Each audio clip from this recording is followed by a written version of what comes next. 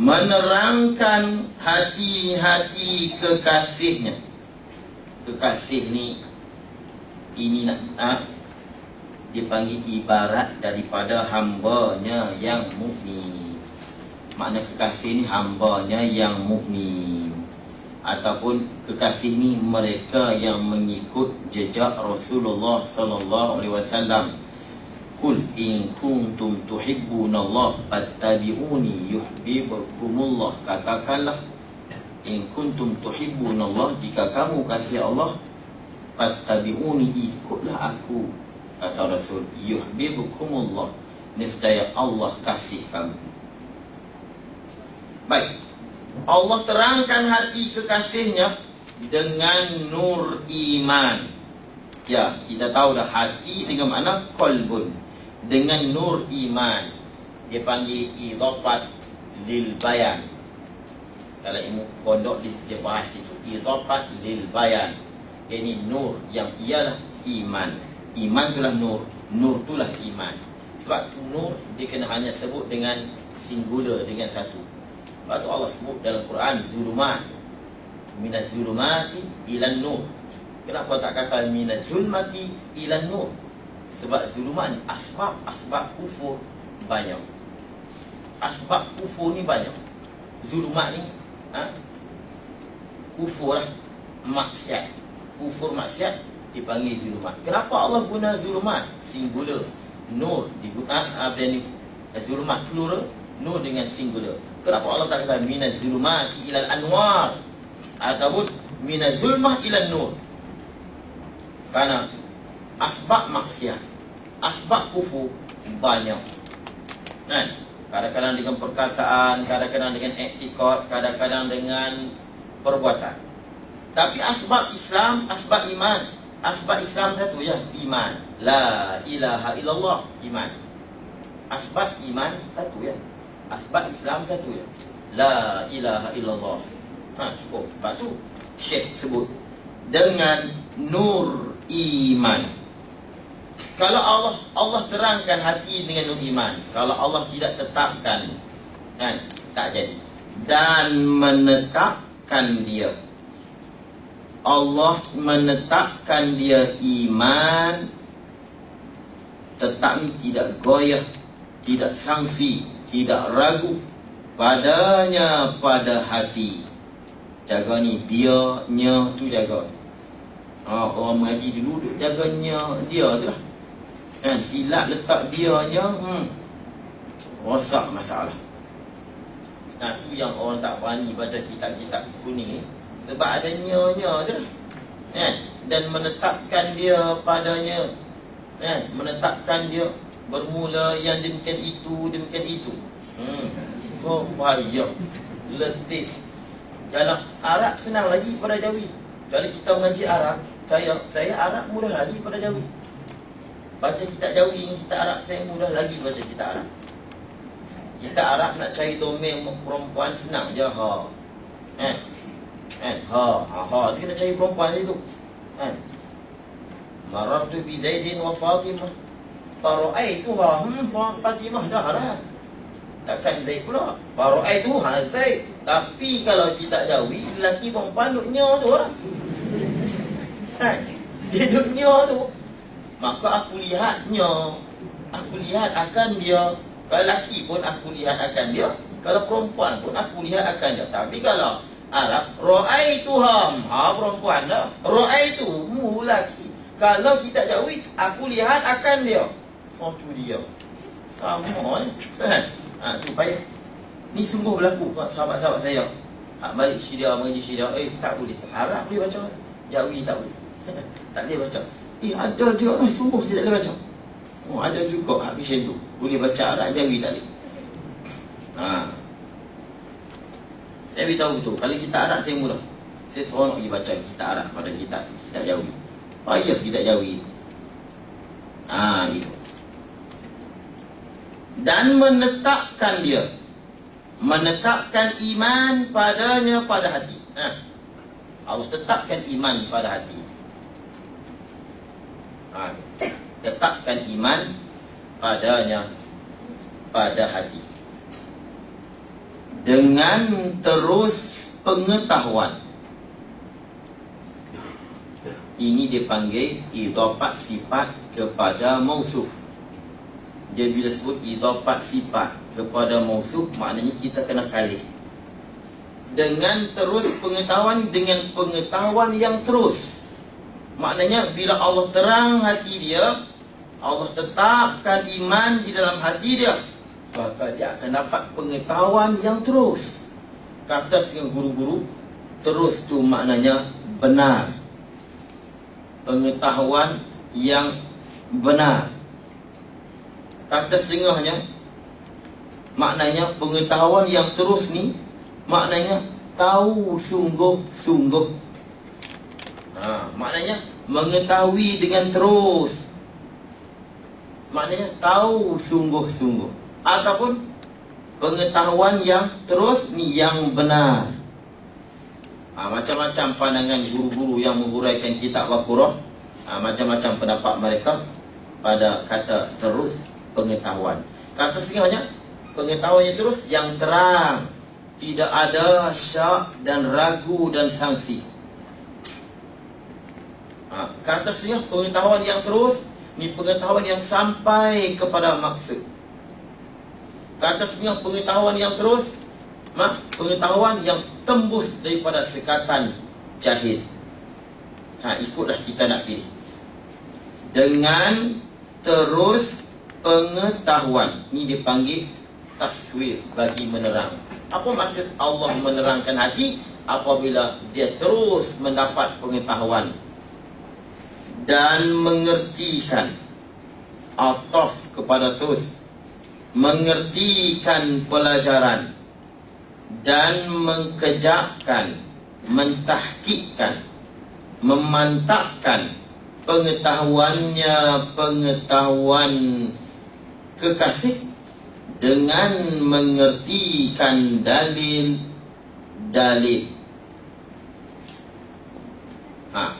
Dengan dia reti dalil-dalil. Belum lagi nama iman, belum lagi nama makrifah, kalau dia tidak mengerti dalil. Bukan tahu dalil, mengerti dalil. Tahu dengan reti lain. Dia kena mengerti dalil.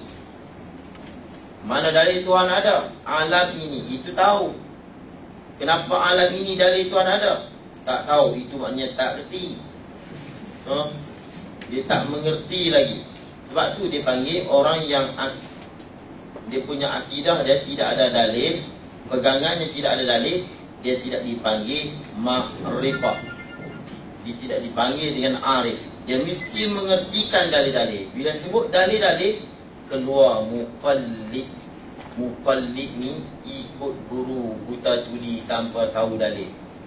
Dia berpegang dengan suatu akidah, dia yakin, tapi bila ditanya mana dalil, dia tak tahu.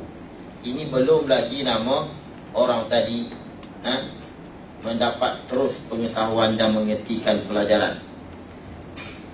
Itu semua nanti akan datang, saya akan sebut. Dan merenung-renung pikiran. Merenung ni maknanya merenung, tapi bahasa dia merenung-renung, yakni merenung-renung pikiran. Yakni mana? Dia fikir dengan halusi. Dia fikir dengan halus. Dia berfikir dengan apa yang ada. Dan mengulang-ulangi bicaranya. Mengulang-ulangi bicaranya, bicara dalil. Dalil yang dia bicara tadi, dia mengulang-ulang. Hinggalah latas, terang dan nyata pada pandangan uqala. Pada pandangan uqala, jamak bagi akil. Uqala, alim, ulama. Latas ni jelas dan terang dan nyata pada pandangan uqala. Mana Syekh nak sebut di sini? Kita nak dapat makrifatullah, nak nama kita ni kenal Allah, Yang mana ma'rifatullah ni satu kewajipan yang wajib. Kita kena tahu dan kita kena kenal Allah. Perlulah dia tadi ni terus pengetahuan, mengerti pelajaran, mengejakkan pengetahuan dengan dia reti dalil-dalil dan merenungkan fikiran dan mengulangi bicara, barulah latas pada pandangan uqala. Makna nak mengaji tauhid ni, nak dapat ma'rifatullah, dia kena begitu. Dia kena begitu. Baik, sebut latas. Latas pada pandangan uqala. Ikutnya dia kata latas pada pandangan mereka itu. Mereka itu mereka yang Allah terangkan hati dengan nur iman, yang Allah tetap, yang dapat pengetahuan yang terus, mengerti pelajaran dan kejap pengetahuan dengan dalil, hingga latas pada pandangan mereka. Itu asal dia. Tapi Allah Syekh sebut pada pandangan uqala. Ini dipanggil dari mubalaghah izhar fi maqamil idmar. Izhar fi maqamil idmar. Syekh berzuhirkan pada tempat yang sepatutnya disembunyikan ataupun dibuat dhamir. Ikut asalnya, hingga latas teranglah pada pandangan mereka. Mereka hak tadi inilah. Tapi lah pada pandangan uqala. Mana? Bila Syekh izhar fi maqamil idmar, dia berzuhirkan pada tempat asalnya kena sembunyi. Ikutnya mereka itu cukup. Tapi dah Allah tukar, Syekh tukar mereka itu dengan nama uqala. Sebab apa? Inilah orang yang berakal. Orang yang macam ni barulah dipanggil orang yang berakal, orang yang menggunakan akalnya. Banyak dalam Quran izhar fi maqam idmar, cukup banyak. Tapi yang paling banyak sekali bila Allah marah kepada orang kafir. Lalu Allah sebut mereka, kan? Falamma ja'ahum ma arafu kafaru bihi. Bila mana datang apa yang mereka telah kenal dulu, kan? Mereka kata mereka tahu Muhammad, mereka kenal Muhammad, Muhammad akan dilahirkan. Falamma ja'ahum ma arafu, kan? Falaknata kafaru bihi. Mereka kufur dengan dia. Falaknatullah alal kafirin. Lepas tu Allah kena kata apa? Falaknatullah alaihim. Allah laknat mereka ini. Tapi tak, Allah laknat ke atas orang kafir. Kafir itu mereka tadi lah. Jadi Allah nak beritahu kata, inilah sifat orang kafir, dan perbuatan macam ni, inilah perbuatan orang kafir. Falamma ja'ahum ma'arafu kafaru bi falaknatullah alal kafirin. Ikutnya falaknatullah alaihim. Him saja, itu orang panggil him, itu dhamir idmar.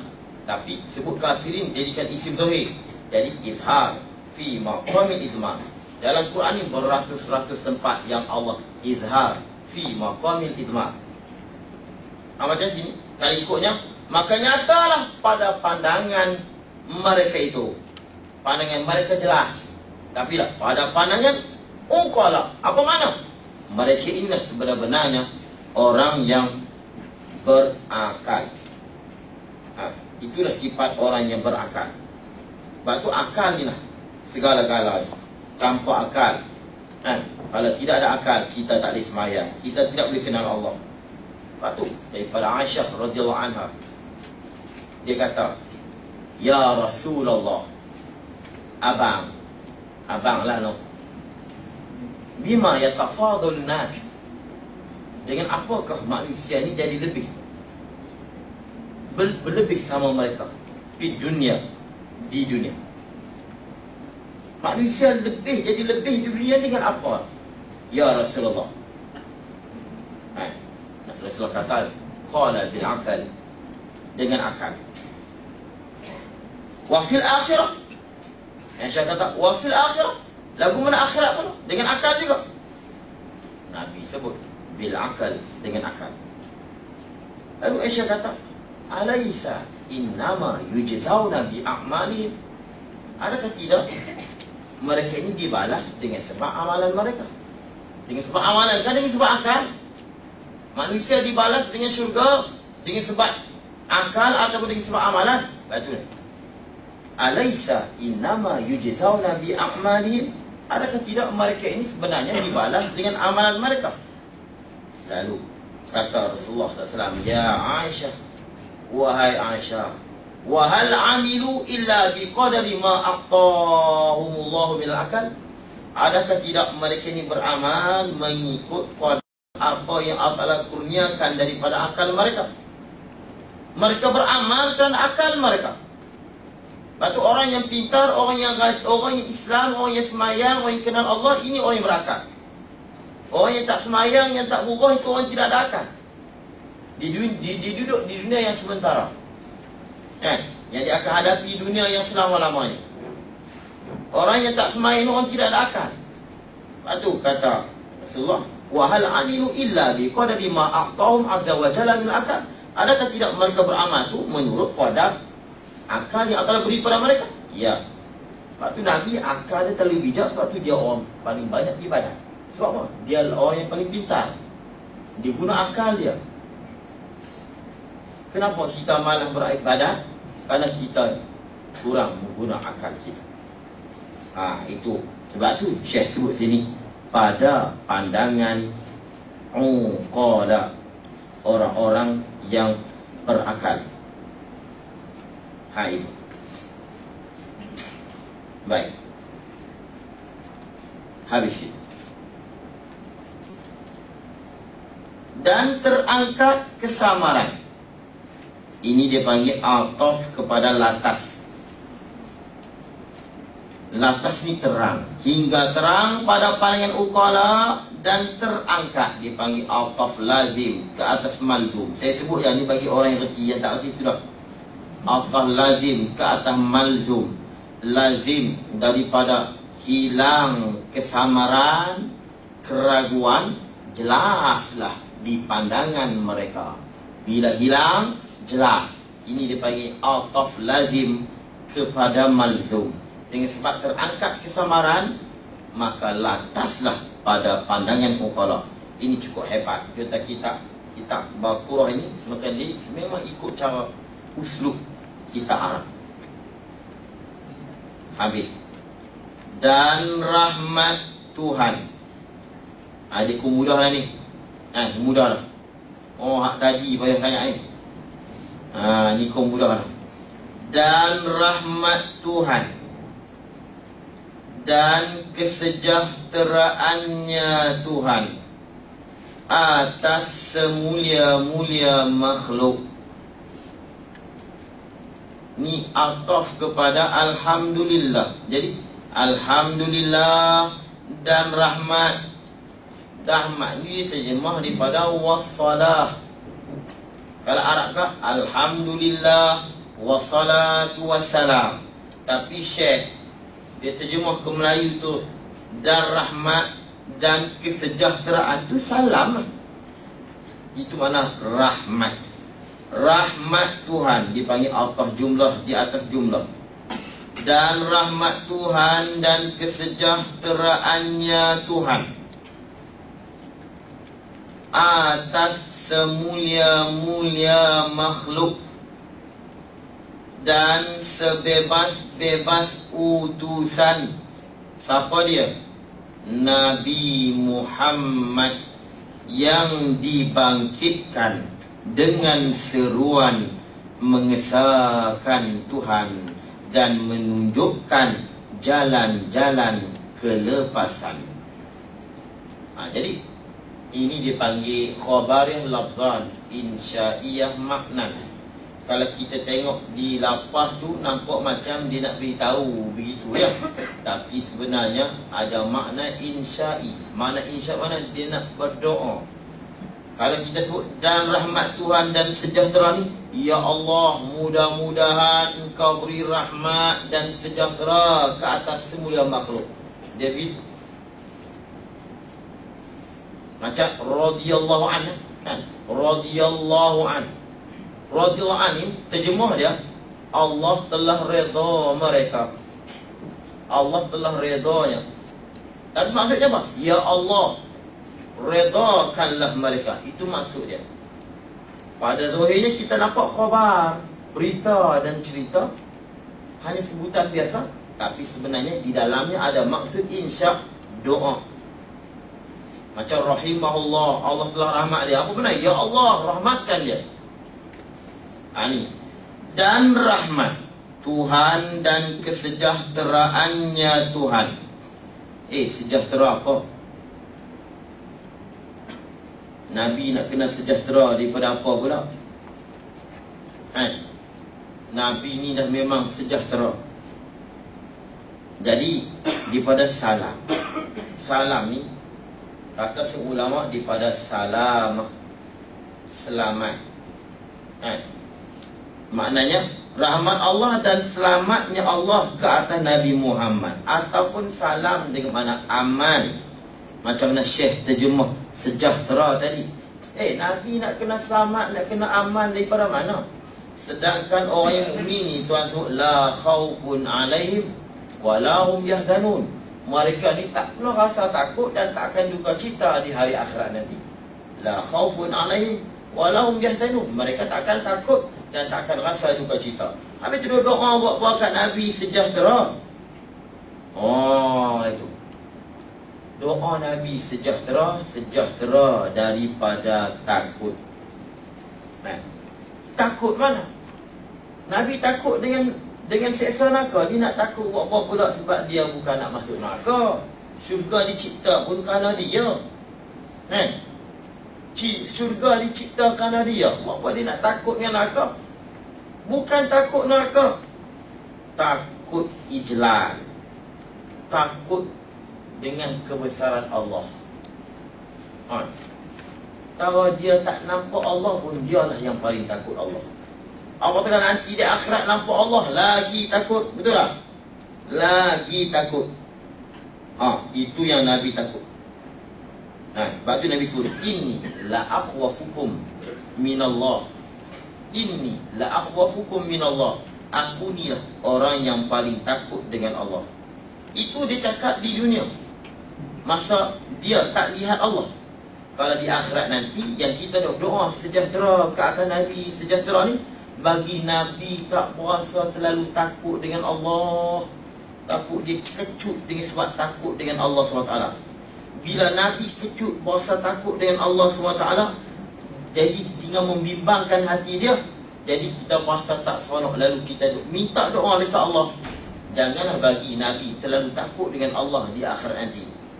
Ana a'lamukum billah wa akhsyakum lah. Akulah orang yang paling takut dengan Allah, dan aku orang yang paling kenal dengan Allah, dan orang yang paling takut dengan Allah. Ana a'lamukum billah wa akhsyakum lah. Rawahul Bukhari. Akulah orang yang paling kenal dengan Allah dan orang yang paling takut dengan Allah. Kalau di akhirat nanti lagi dia takut, kita minta Allah selamat daripada dia merasa takut begitu. Ini maksud dia sejahtera. Sejahtera yang kita dah sebut, sejahtera ke atas Nabi Muhammad tu. Ataupun ulama kata takut ni, takut daripada takut berlaku suatu ke atas umat dia. Minta jangan Nabi bimbang dengan umat dia. Dia terlalu berfikir dengan umat dia, dia bimbang. Sehingga dia berasa gementar. Tapi kata si ulama, takut-takut dikuatiri dia lupa bahawa ni dia ni ahli syurga.